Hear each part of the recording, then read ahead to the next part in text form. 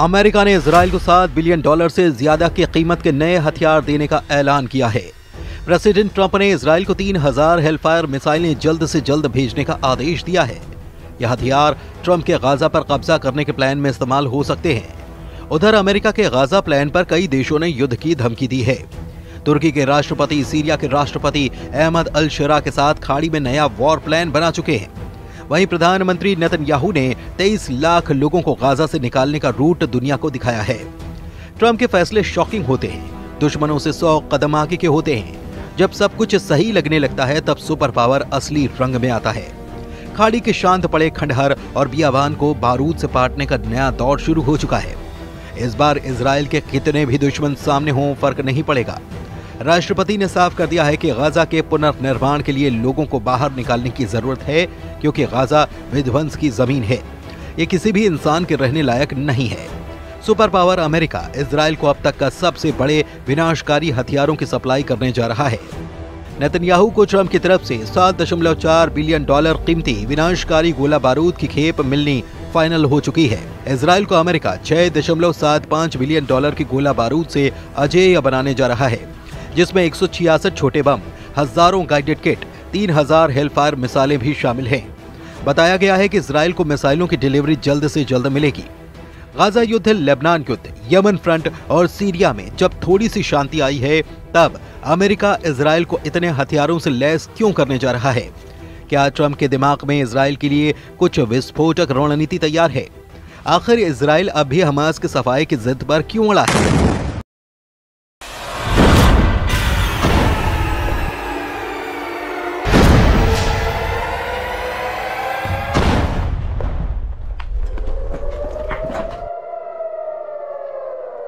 Netanyahu का mission नकबा क्या है? हमास का यह तमाशा फिर से युद्ध भड़काने लगा है। इजराइल के बंधकों के रिहाई को ग्रैंड शो की तरह पेश कर रहे हमास लड़ाकों को इजराइल से जड़ समेत उखाड़ फेंकने का मिशन ऑन कर चुका है। इजराइल की सेना हमास और सभी फिलिस्तीनियों को गाजा से मार भगाने का रोड मैप बना चुकी है। हमास के खात्मे तक इजराइल युद्ध खत्म नहीं करने वाला। जिन्हें शक है वो पीएम नेतन्याहू की नई धमकी को सुन सकते हैं। प्रेसिडेंट ट्रंप और नेतन्याहू ने क्लीन गाजा प्लान पर मुहर लगा दी है। इंतजार इस बात का हो रहा है कि कौन कौन सा देश ट्रंप के ऑपरेशन गाजा पर विरोध में युद्ध शुरू कर सकता है। फिलहाल जिन देशों ने ट्रंप और नेतन्याहू को वार्निंग दी है, उनके नाम भी जान लीजिए। इजराइल को युद्ध में बराबर की टक्कर देने की ताकत रखने वाले तुर्की के राष्ट्रपति एर्दोआन ट्रंप के गाजा प्लान के सबसे बड़े विरोधी बन रहे हैं। एर्दोआन की तरह अमेरिका का दोस्त माना जाने वाला सऊदी अरब भी गाजा को खाली न करने के पक्ष में हुंकार भर चुका है। ट्रंप के गाजा प्लान पर जॉर्डन ने नाराजगी जताते हुए इस प्रस्ताव को सिरे से खारिज कर दिया है। मिस्र के राष्ट्रपति अब्दुल फतेह अल सीसी ने कहा कि ट्रंप की योजना अंतर्राष्ट्रीय कानून का एक गंभीर उल्लंघन है।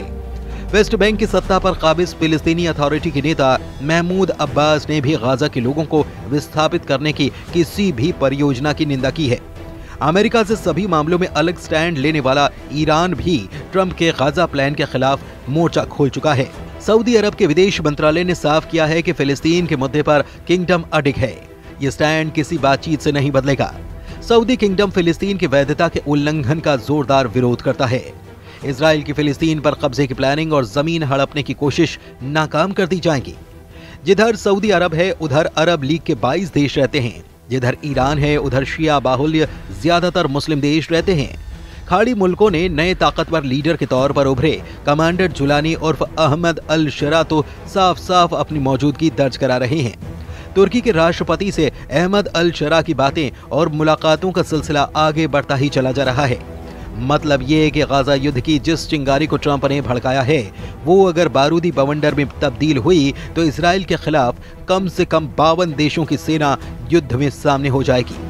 ऐसे में सवाल है कि क्या भारी विरोध के बाद ट्रंप बैकफुट पर जा सकते हैं? क्या नेतन्याहू गाजा पर रुख पलट सकते हैं? फिलहाल तो इसके कोई आसार नहीं नजर आते।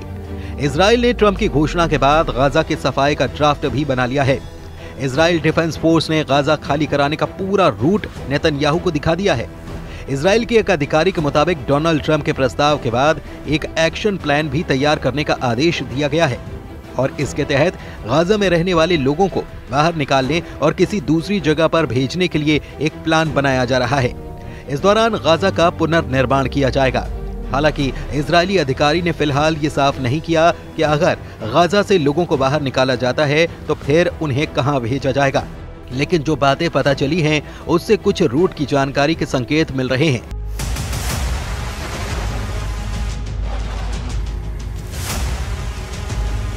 गाजा पट्टी और इजराइल के बीच 5 जमीनी क्रॉसिंग हैं। शुरुआती योजना के मुताबिक इन 5 पॉइंट से गाजा पट्टी के लोगों को बाहर निकाला जाएगा। इसके बाद लोगों को बस से करीब 250 किलोमीटर दूर रेमन एयरपोर्ट या फिर अशदोद बंदरगाह तक ले जाया जाएगा।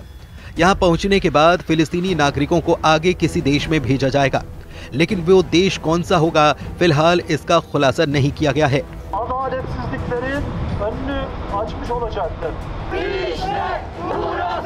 प्रेसिडेंट ट्रंप ने जिन देशों के नाम बताए थे उन्होंने इस पूरे प्लान को गाजा के लिए खौफनाक बता दिया है, यानी कि मिस्र और जॉर्डन गाजा के एक भी आदमी को अपनी जगह नहीं देने वाले। अरब मीडिया में जॉर्डन के विदेश मंत्री की धमकी की जानकारी दी गई है, जिसमें उन्होंने कहा कि अगर जॉर्डन में फिलिस्तीनियों को जबरन विस्थापित करने की कोशिश की गई तो जॉर्डन पूरी ताकत से सामना करेगा। ये जॉर्डन के लिए युद्ध की घोषणा है और हम इसका जवाब देंगे।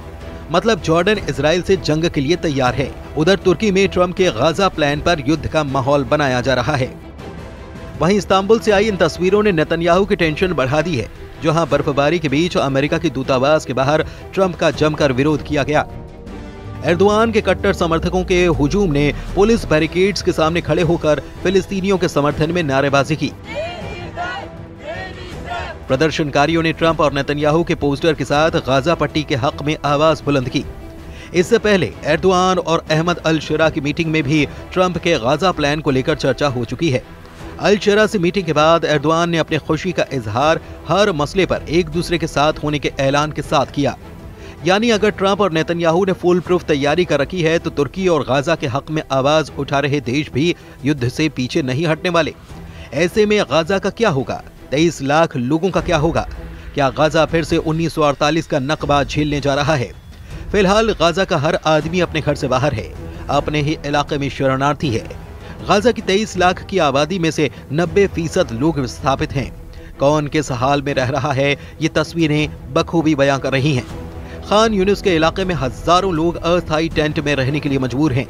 तेज हवाएं और बारिश इन तंबुओं को उखाड़ती हैं, नुकसान पहुंचाती हैं, लेकिन लोग फिर जैसे तैसे मरम्मत करके उन्हीं में रहने के लिए मजबूर हैं।